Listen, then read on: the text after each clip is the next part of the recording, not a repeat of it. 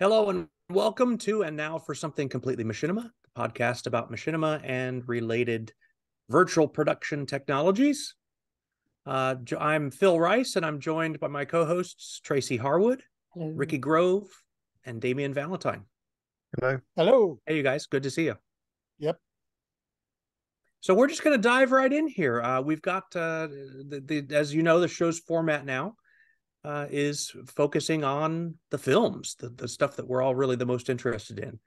And Ricky did something interesting since our last show, and he decided to take a deep dive into the world of TikTok, looking for machinima. Ricky, what did you find? I'd like that just slight pause before interesting. Which betrayed your sort of, I'm not sure whether this is I'm going not to turn biased at out. all. We'll see.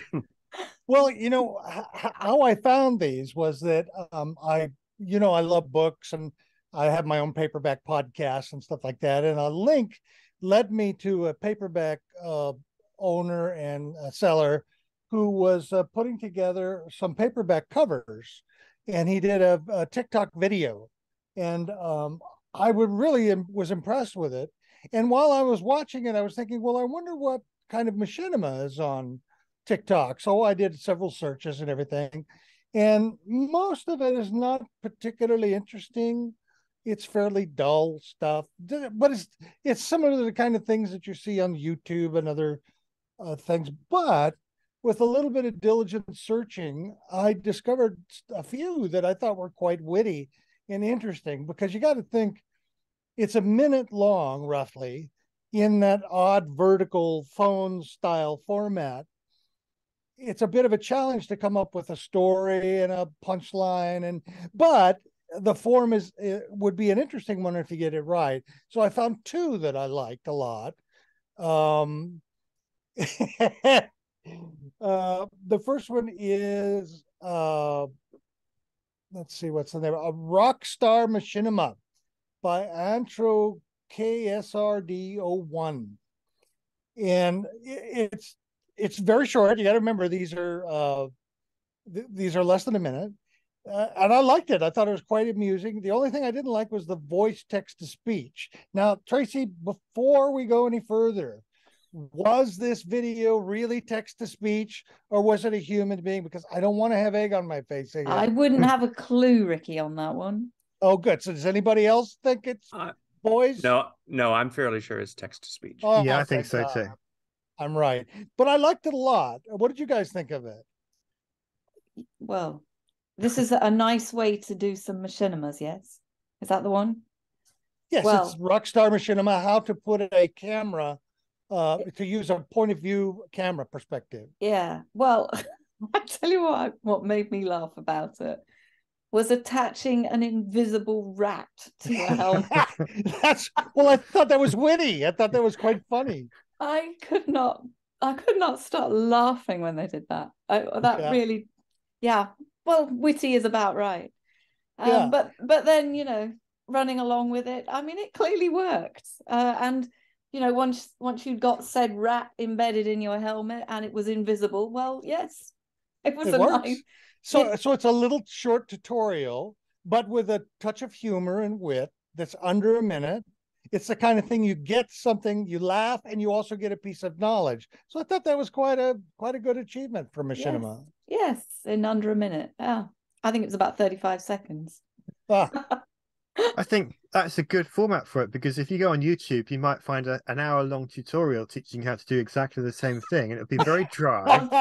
And there'll be a lot of nonsense in between the actual parts you want to know about. Right. But the TikTok format is great for little tips like that. Yeah. Obviously there are tutorials, they have to be long because they're covering something complicated, but yeah, something like this, it can be done. It's a useful tip for anyone who wants to use GTA for machinima, and it's not something you'd probably think of if you were just playing around with the filmmaking tool. But then when you see that, I think that makes a lot of sense. And I did remember, it reminded me of making a video in Jedi Academy way back, and it was there's a contest to create something about wildlife using any machinima platform. I used Jedi Knight because that's the one I wanted to do, and I had to have a cameraman. It's like a documentary style thing, and of course I didn't really know how to make all the camera things work at the time. So the trick I came up with was to remove the textures from a character, because then they would be invisible. So there's an invisible cameraman, and the point I was getting to is, zooming up close to this wildlife. There's a big rancor, which is the big creature from Jabba the Hutt's palace. As far as the game was concerned, the character was not invisible, so it reached down, grabbed the cameraman, and ate him. So, if TikTok existed back then, that would have been my TikTok video. Yeah. But yeah, watching this reminded me of that, and it's one of my, it's one of those little things. It's a funny moment back then, and I obviously forgotten about it until then. So it's a good memory. But yeah, I think this is a good idea. I mean, if you're a machinima filmmaker and you're using GTA 5, it might be an interesting medium and something to explore, to do these 30 to seconds to a minute short video tips, because people will click those because they know it's only going to be 30 seconds or a minute. So they're not going to have to sit there and go, while they go through 15 minutes of credits. You just get right to the heart of it. So it might be an interesting idea for people. Yeah. Phil's been very quiet. Well, I I mean, comes. Yeah. Well, I've always inserted a rat into my head in every machinima film I've ever made, so I didn't find it particularly exciting. Yeah, we were doing that back in the Quake machinima days. Yes. You had to model the rat and bring it into the game, and then put it on the head, and but it was a whole thing.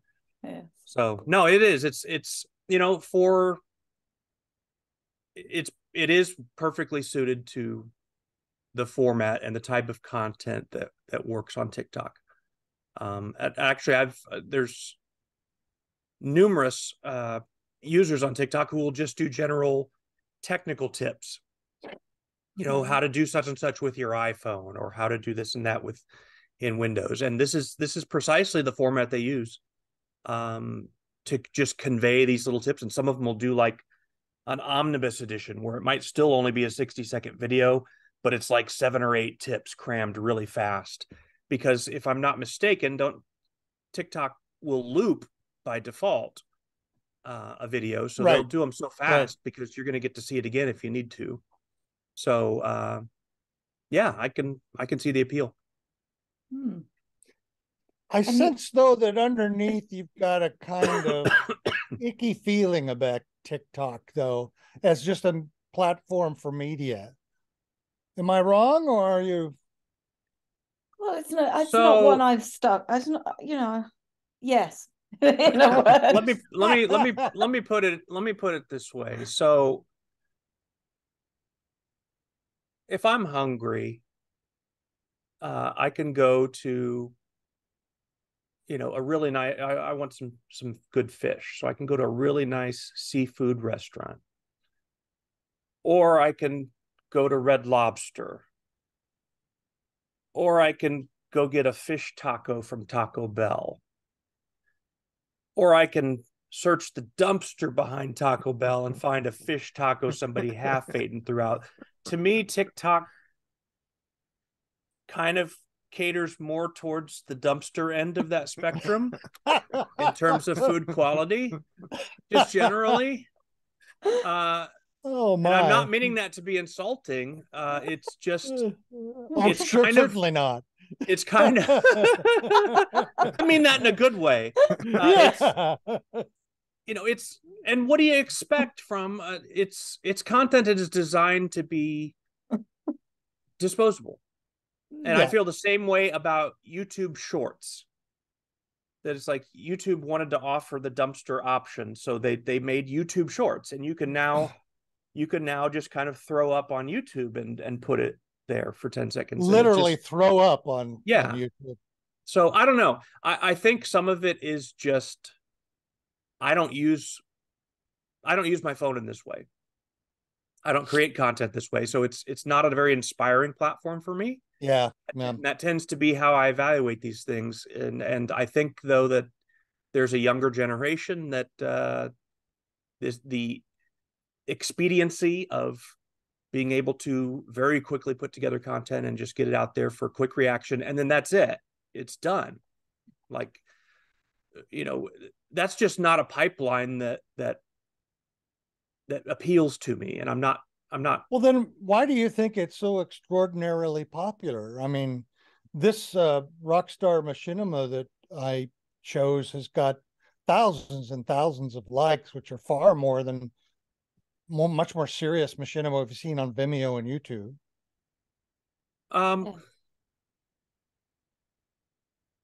You know, that's a tough one.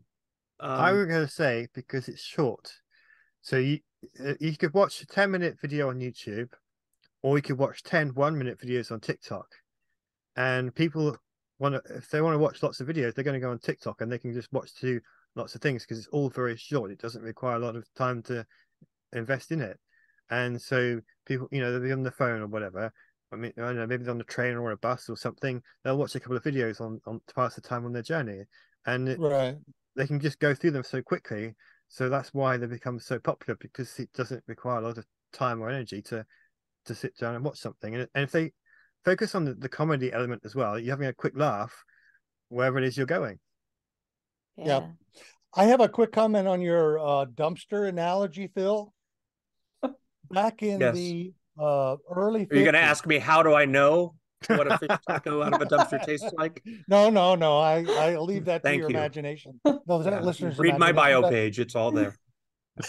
Back in the early 50s, paperback publishers, the artwork was actually done as a physical painting for covers. Some pretty famous painters painted covers, and they sent that art to the publishers, one-of-a-kind art to the publishers. Well, at the end of the year, their contract specified that they had a choice. Either they picked up the painting, or and if they didn't, it would revert to the owner of the publisher. Well, the publisher didn't want any of them. They thought they were junky, crappy paperback covers because they didn't really care. They were in it for the money. So they throw them in the dumpster. Well, some paperback collectors got wind of that, and they'd show up, and they usually do it on January 1st or January 2nd. So these guys would show up behind major paperback publishers' buildings and check the dumpsters.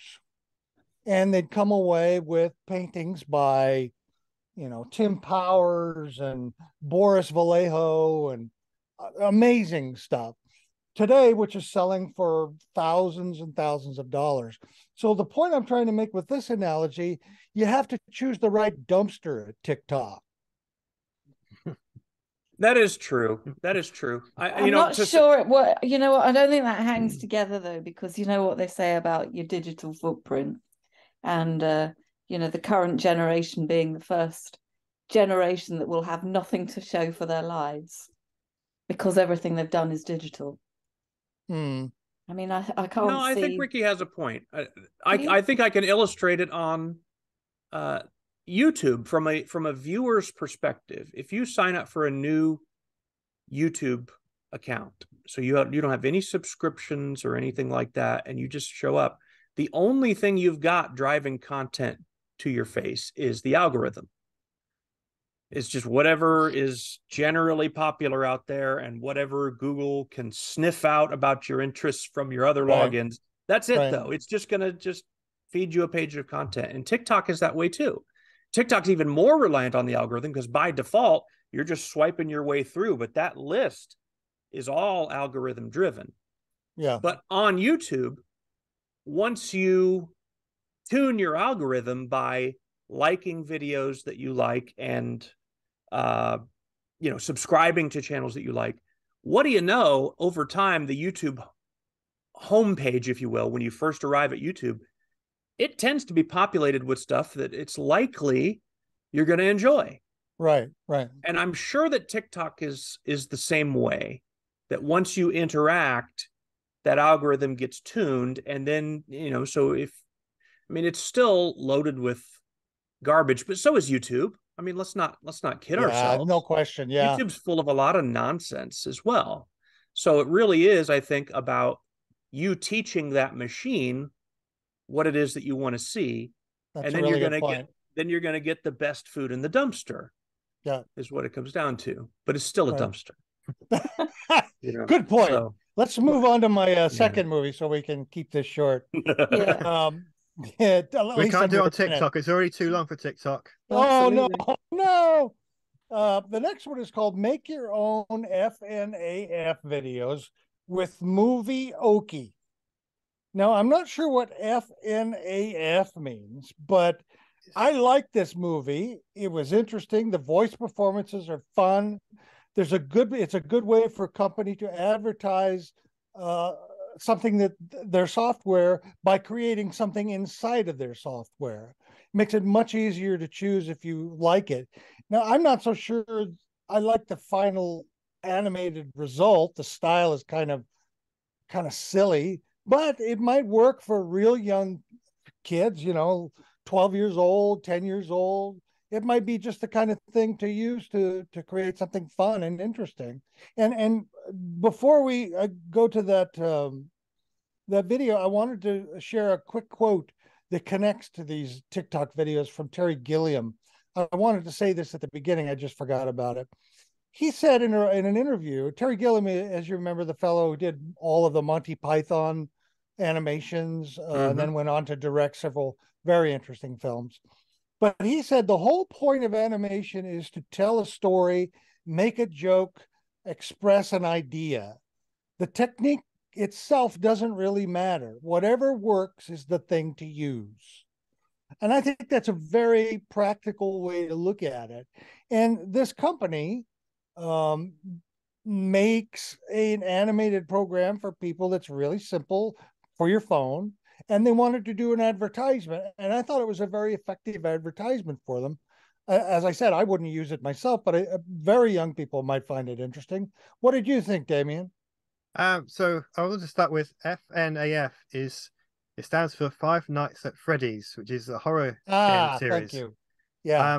I haven't played it, but my understanding is you have to survive 5 nights, and all these kind of cute creatures possessed by demons or something. I don't know, but they try and kill you, and you have to try and survive. I don't know the mechanics of the game, but I do know it's very popular, and this is what these characters are from. Right.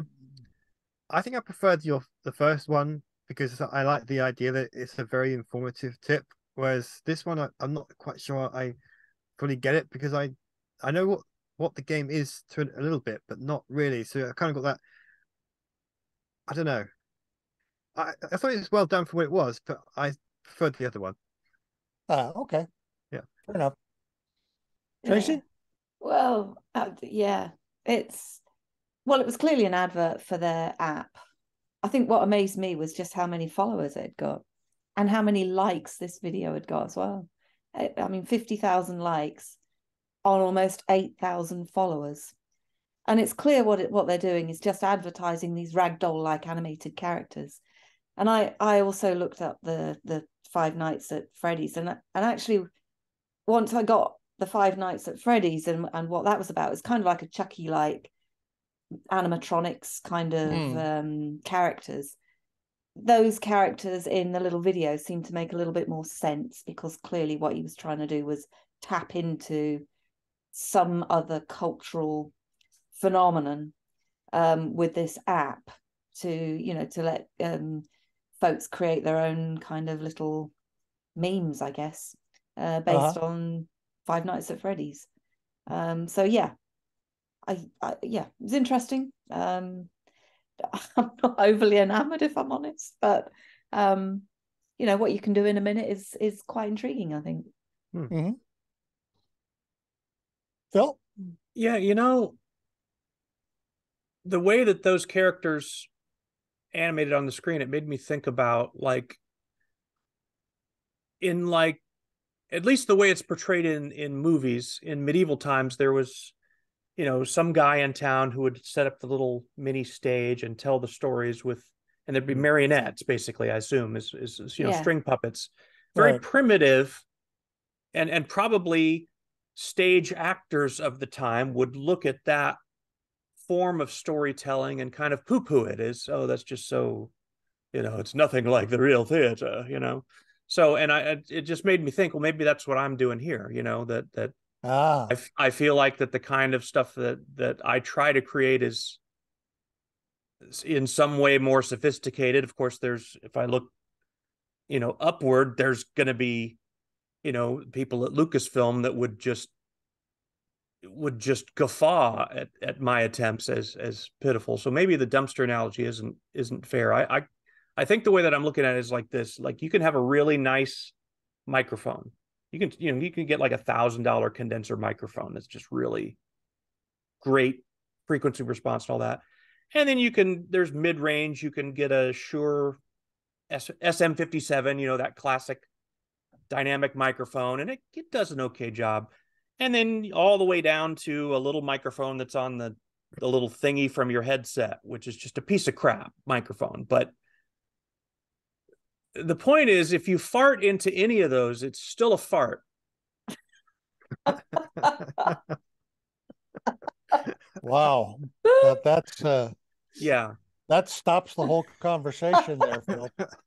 No, I think this was for what they're advertising, it's a clever ad, and it does fit into it. And there is something to be said for, one of the elements of Machinima was supposed to be that expediency, that immediacy. And actually, in the old days of Machinima, and in some current Machinima now that does seem quite a bit less sophisticated, it's something that you can just sit down and capture the gameplay and come up with a little narrative, and there's not a whole lot of planning to it, and it's a lot of gaming in references and things like that. So, and this is that same appeal, these tools that you can just whip up on the phone, commuting on the subway or waiting in the doctor's office lobby or wherever you are, and just do something. And so even though I guess I just don't have a lot of time where I do that with my device. So maybe that's all it comes down to, is the reason that I don't dabble in this is that, like you said, Ricky, you know somebody who spends quite a bit of time on their phone. For them, that would make a lot more sense. Me, I spend a lot of time on a PC, and I assembled all the tools that I want there. And plus, right, I've kind of, moved in the direction of, I want to take that extra time to try and craft something. Yeah, a little more craft. And it's torturous sometimes how long it takes to. I'm working on something right now in a video game engine and then using some other tools to enhance with it. I won't say what it is yet. It'll surprise you when I release it, but it's hard. Yeah, it's like really ridiculous, like to just capture one little 10-second sequence. It's a lot of work. And so if you're looking to get stuff done quickly, Machinima, as I do it, isn't the way to do it quickly. It's not anymore. If you use an iClone to Unreal pipeline, it's not quick anymore. It's quick compared to spending days waiting for a short scene to render in old-fashioned 3D rendering programs. Yeah, it's faster than that. But, to craft a story for the screen and to at least endeavor to do it well, it takes a lot of time. Yeah. And so even with tools like these, there's only so good that they can produce, because it is very much rooted in that expediency. Well, that's part of the reason why I chose TikTok, knowing that it would be somewhat dissentious because of the type of content and format. Right. But I thought Machinima history is always, especially like you were pointing out, some of the early stuff, just get it done. It doesn't matter. Okay, the lighting doesn't work. Well, you don't have to spend 5 weeks trying to solve a lighting problem. Just do it with the lighting wrong, just to get it out there. Yeah. And I think there's something to be said for that.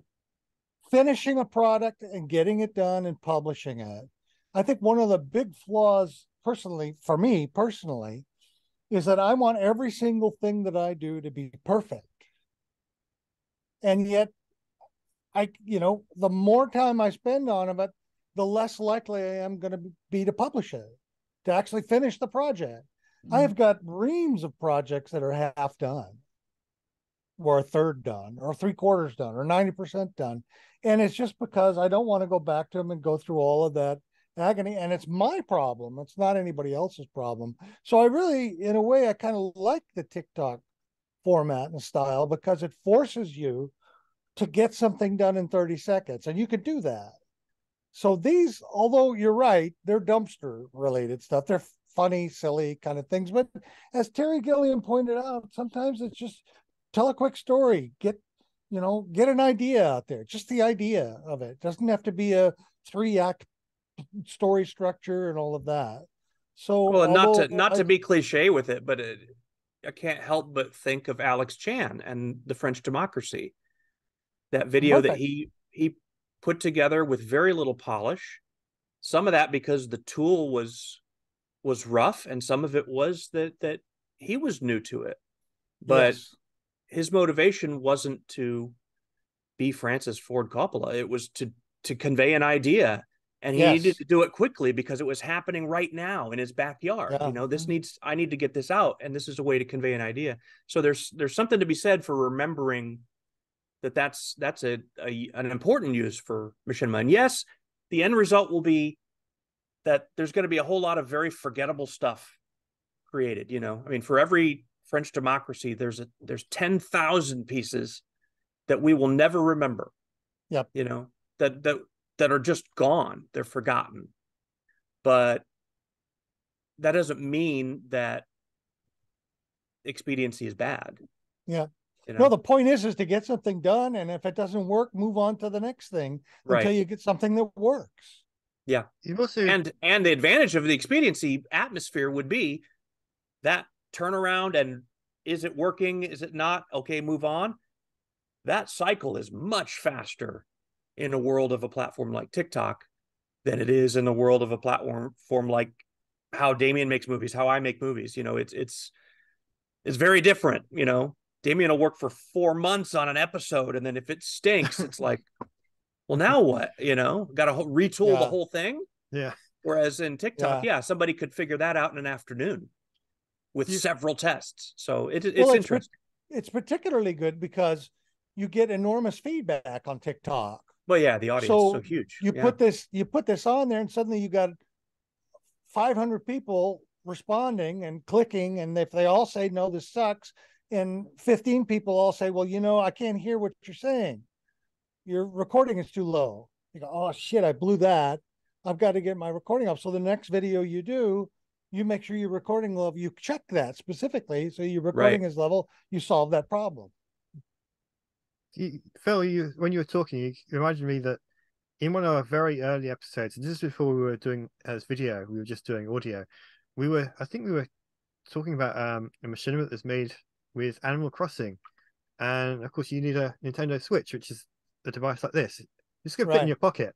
And I was thinking, listening to you talking, well, TikTok allows people to create things on their phones.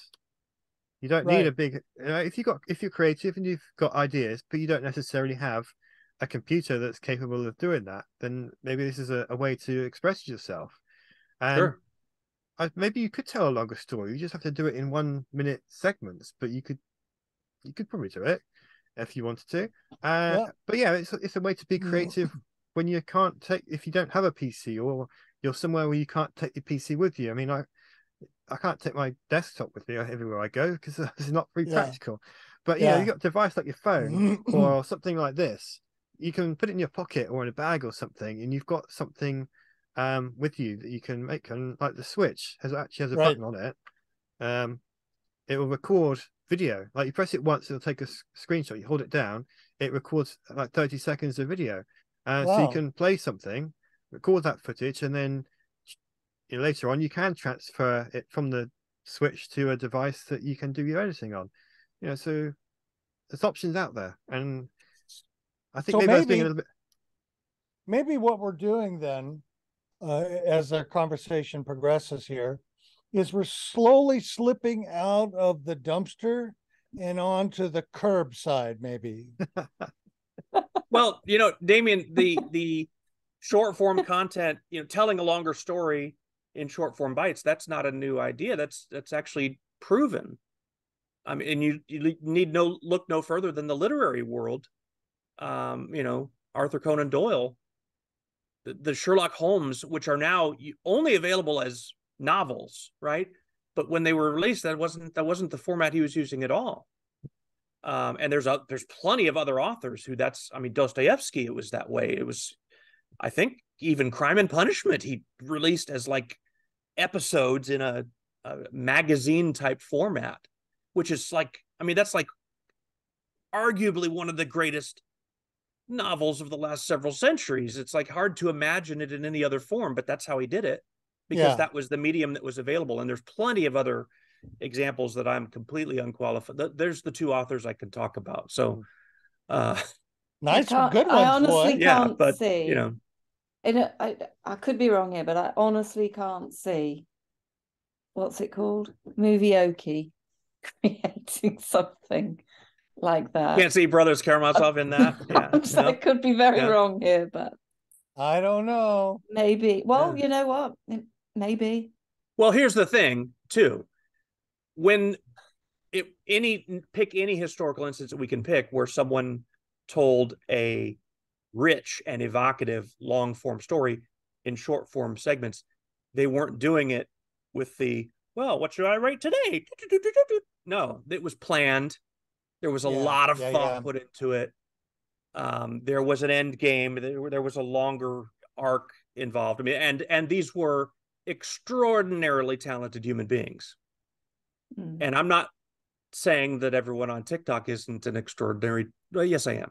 I'm saying that. But no, hang on, because I think that the medium has maybe more potential than we've seen fully exploited yet for the purposes of serious storytelling. Can we say that? We can. And I'd suggest go to Ricky's third pick. Ricky. What's that? Your third. You got a third film. pick, Ricky? No, I didn't pick a third one. You did. You said you picked you linked another one for us, which was. Well, then I guess I forgot it. Why don't you tell us Sims? about it then? Yes, Boy Frog Sims. In the back of my mind, Boy Frog Sims. And the reason I mention it then, if you don't want to, is because it doesn't say very much at all. Not that I could discern in it. It's two characters standing back to back, one with bloodied arms and another one appearing to be a child. So I deduced from what it was depicting it was just characterization. But in the description of it, it linked to a YouTube video. And the YouTube video was called All the Best Memories Are Hers. And it's a Sims 4 machinima, which was released last January. And what was interesting about that was that the content had all been custom made by the creator, whose name, Boy Frog Sims, escaped in just a moment then. But the video itself, the longer video, was really quite disturbing.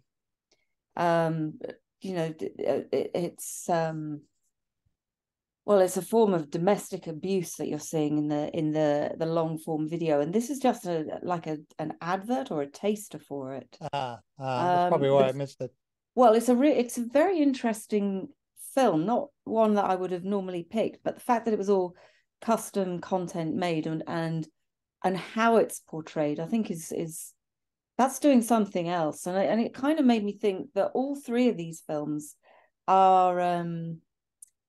They're just tasters of some other thing, and it's you being able to understand what the some other thing is that makes it quite an interesting platform, I think. So it's Twitter. It's in some real sense. Twitter for video. Isn't Twitter like that? It's about something else. Ironically, it's like this third video here. It's trying to draw you off the platform to go see the real thing. It did that very well. And I did actually watch the whole film. It's not very long, but my God, is that disturbing? And then when you go back to look at the TikTok thing again, you think, oh, okay, I now get what that is doing. But I'm not sure you can make a lot of sense of the TikTok without going to the video, or the video without going to the TikTok as well. So they're kind of a coupled type thing. So you Right. mentioned Twitter, but Mm. I actually, when I signed up for Twitter, I found that actually improved my script writing, because instead of writing these long rambling pieces of dialogue in my scripts, because I was thinking I've been tweeting a lot, and you have that 120 character limit. It really forces you to think carefully and be very precise in what you want to say. So my dialogue is getting a lot more snappy, and I was getting to the point much more quickly when I was writing my scripts, even though I didn't have that limit, just because I was used to that thinking that way with writing on Twitter. So it Well, I might have be. to say that